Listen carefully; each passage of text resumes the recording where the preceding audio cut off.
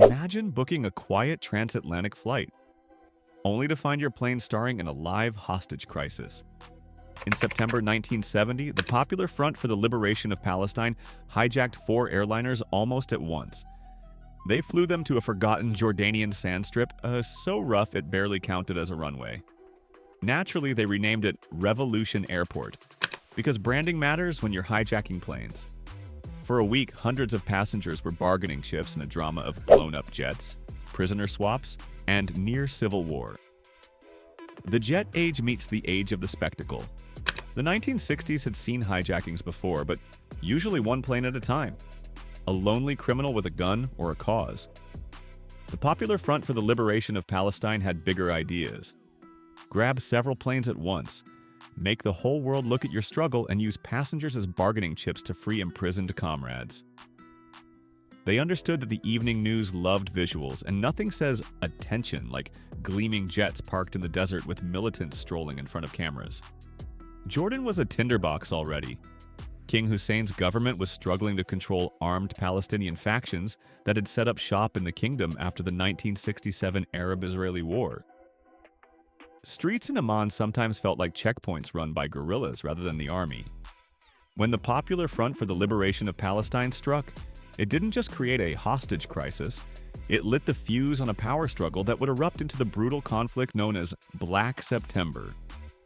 September 6, 1970. One day, 4 hijacking attempts.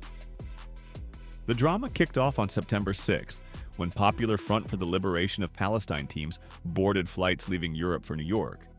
Trans World Airlines Flight 741 and Swissair Flight 100 were successfully seized midair and diverted to the dusty RAF outpost near Zarqa, Jordan.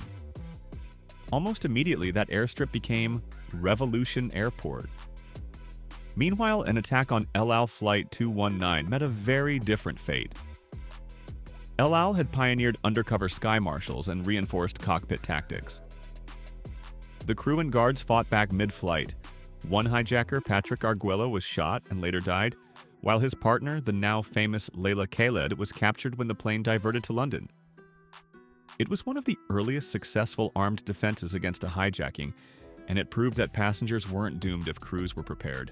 The 5th drama belonged to Pan Am Flight 93, a shiny new Boeing 747, too massive for the Jordanian desert strip. Its hijackers diverted to Cairo instead. Passengers were evacuated, and cameras caught the enormous jumbo jet exploding into a fireball minutes later. The first time a 747 was lost. If the Popular Front for the Liberation of Palestine wanted visuals, they got them. September 9th. Britain gets dragged in. As if 2 hostage-packed jets weren't enough, the Popular Front for the Liberation of Palestine seized a British Overseas Airways Corporation VC-10 on September 9th and flew it to Dawson's field. Now the UK had skin in the game. One of its flagship carriers was sitting on a rebel-controlled runway, while British authorities held Layla Khaled in London. Suddenly, the hijackers had a direct line to Downing Street. Revolution Airport. Dawson's field was no Heathrow. It was a lonely stretch of sand and scrub with no terminals, no baggage claim, just heat, wind, and a few hastily rigged tents. But that emptiness was ideal for propaganda. Easy to guard, easy to film, and utterly dramatic. Passengers endured a bizarre mix of boredom and fear. Some remember the eerie quiet. Others recall militants giving political speeches to a captive audience who mostly wanted water and shade. Children tried to play, parents tried to hide their terror. For the Popular Front for the Liberation of Palestine, the stagecraft mattered. Parking 3 shiny airliners side by side made for unforgettable photos. And when they later blew them up, those images rocketed across front pages worldwide. Passengers for prisoners. Once the planes were grounded, the real bargaining began. Militants separated passengers, releasing many women, children, and non-Jewish travelers, while holding those seen as strategically valuable. They demanded the release of Palestinian and Allied prisoners from jails in Europe, Britain, and Israel. Responses were uneven. Switzerland and West Germany eventually agreed to free some prisoners. Britain, under pressure with a plane full of its own citizens and Layla Khaled in custody, released her at the end of September. The United States and Israel refused to trade. The scene became a grim diplomatic chess match.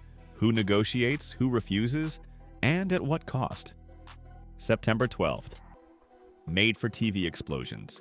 When talks stalled and the militants wanted to prove resolve, they staged one of the most dramatic visuals of modern terrorism. On September 12th, they detonated the 3 empty jets at Dawson's field, sending black smoke curling into the desert sky as cameras rolled.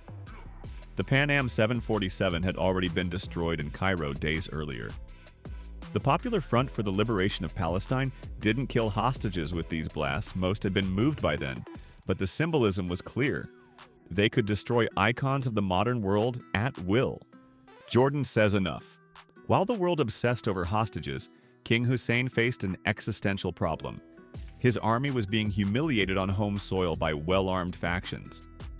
On September 16th, he declared martial law. The next day, Jordanian forces launched a major assault on Palestinian bases and refugee camps, beginning the short but bloody conflict remembered as Black September.